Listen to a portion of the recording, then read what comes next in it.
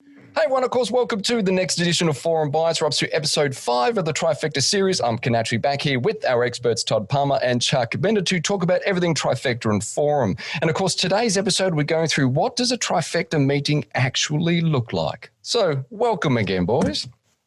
It's great to be back for the fifth one, I'll tell you. Always good to see a smiling face. Looks like, as I said, we've been able to get to our 5th episode, which is awesome. But so, boys, when it comes down to the Trifecta meetings, I know around the globe there's some different parts about when they should meet. You know, is it monthly? Is it quarterly? Is it half yearly? Do they meet at all? And I know that sometimes people get confused about when, but also I think what's as important is also what they talk about at the meeting and also how they come prepared for it. So, Chuck, from the point of view of, I suppose, membership, what do you think they need to do before or during the meeting to make it, you know, at least a successful one of getting together? So to me, a membership chair what they need to be prepared with is a list and industries or a list of industries or of applicants or people who are coming into EO to share with the forum, share with the integration. They should have a sense of the pipeline in general. Who's coming up, what class, if you're on a class system, what the dates are. They should be looking for dates for, forum training, looking for dates for an integration meeting, what the event calendar is looking like. So they have something to go back and talk to these potential new members about. But more importantly, what they're looking for is to determine whether there's a potential home. So if we're bringing in a list of members and there's conflicts in every forum in their business, they should know that. That's one of the things their membership chair should be looking for from the other members when they get in that meeting to talk about.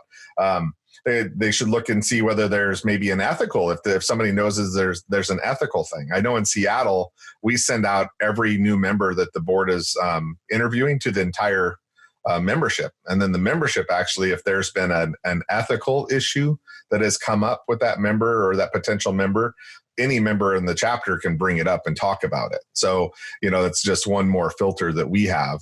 So I think from a membership perspective, what I need is information, and then I need to know that there's a home. So my job is to bring you who I'm talking to, how far along they are in the process, when I expect them to be signing up, and just ensuring that there's a good seamless transition from the application process into the overall engagement with the chapter. But I think it's a good point there you made there about coming prepared for not only what people need, but also where they're going to go. Because I've found that if you can get ahead of a challenge before it becomes a challenge, it makes it easier, especially with new members. But Todd, from Forum's perspective, what do you think they need to bring along to the meeting, not only in planning, but also, mindset? Sure. I think it's the home. It's it's a lock and key fit, the working together. So I've got to show up if I'm going to meet with the two of you and we're going to be meeting, we talked about, do we meet after the current board meeting? Do we meet separately? Do we meet before? We create that meeting rhythm. So I know that I'm going to see you the third Wednesday of every month. And I need to come in prepared and having talked to moderators. What are they looking for on their forums? What openings do they have? Do they have any members who, I just dealt with one the other day where a member has sold his business and he's leaving EO and everything in general. He's given his forum several months notice and they're now reporting in, hey, we're going to have an opening. We're looking for somebody new. Great. He was leaving from this industry. With this industry, maybe on the old data sheet, is the data up to date or is it out of date? I can now plug in that there's an opening for there. I've seen some forums get creative.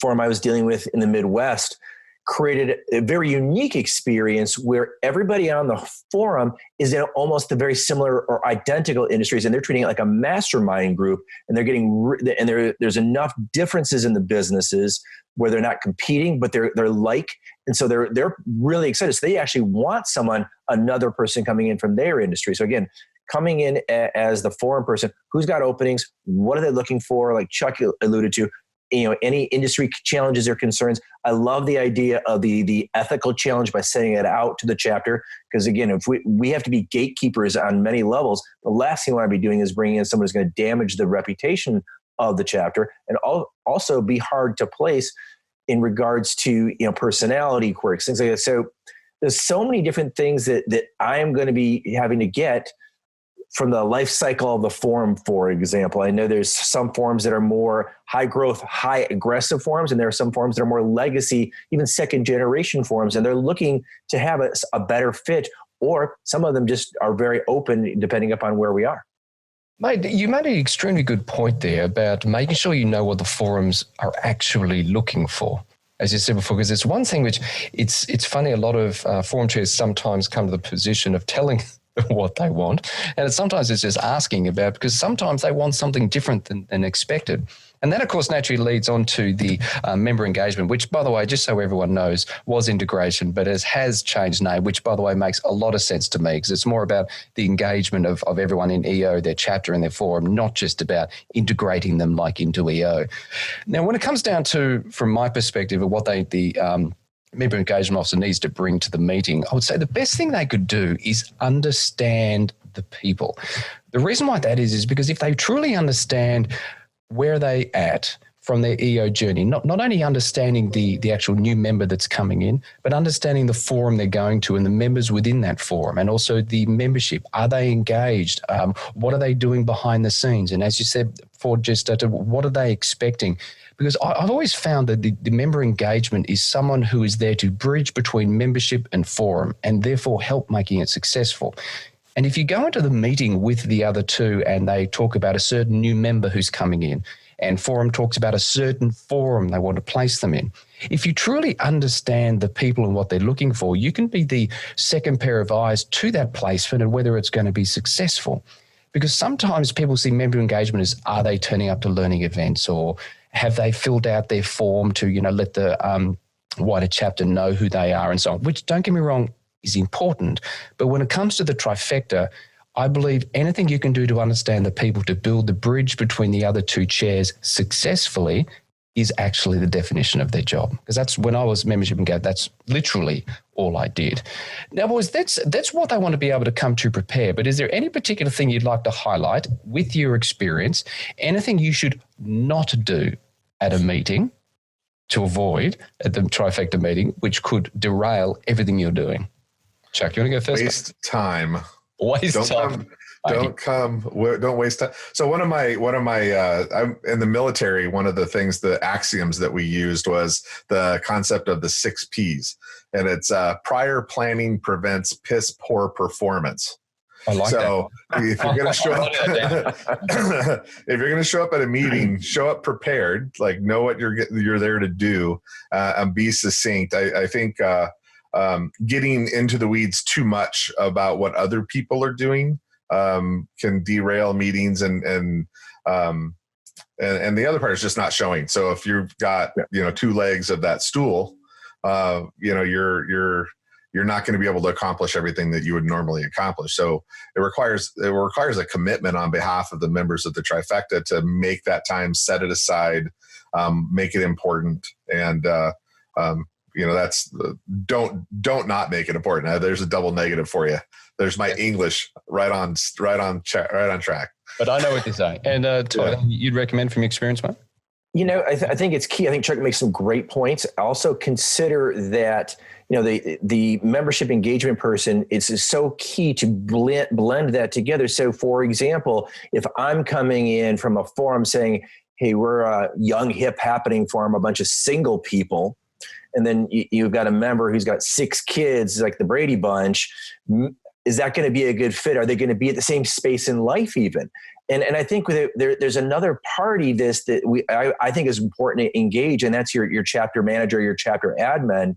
And they've often got little bits and pieces and little nuggets of information that sometimes we miss, or, crazy as it is, members will share stuff with them like they're a safe harbor, and they don't share it with, the 3 of us. And so we're missing information. So I always think it's good to just do a quick check-in call. Hey, we got our trifecta meeting tomorrow. Anything on your radar we want to know about, any problems, issues, questions, concerns, or opportunities that you can share that I can bring to the trio. And that's a huge point. And the chapter admin, for me, chapter manager, they're called very different things around the planet, is essential to the chapter. The only thing I would recommend to anyone running trifecta, from things to avoid, is don't change the time plan or the timing based on demands of forums. I've seen people try and ram through a process because a forum says, I want a member now, and they skip steps. Or worst case, they elongate it. In other words, the forum's not ready yet for 3 months, so this new member is hanging around for 6 months. Every single time, and I mean 100% of the time, when I've seen a challenge, it's normally come back to the timing has been changed depending on the situation, not the new member, or of course, the forum it's going into. So the only recommendation is if you have a 90-day placement, 60-day placement, whatever process you set up, run it regardless. That's the only recommendation I have. So thank you, boys. And I think that brings us, of course, naturally to the end of our 5th episode. So as always, if anyone's got any questions whatsoever for myself or, of course, these two experienced boys, just leave it in the comments section. If you haven't subscribed already, either to our YouTube or our podcast channel, just go ahead and do that now and you get all the information about Forum and Trifecta. And as always, we three will see you soon in the next episode.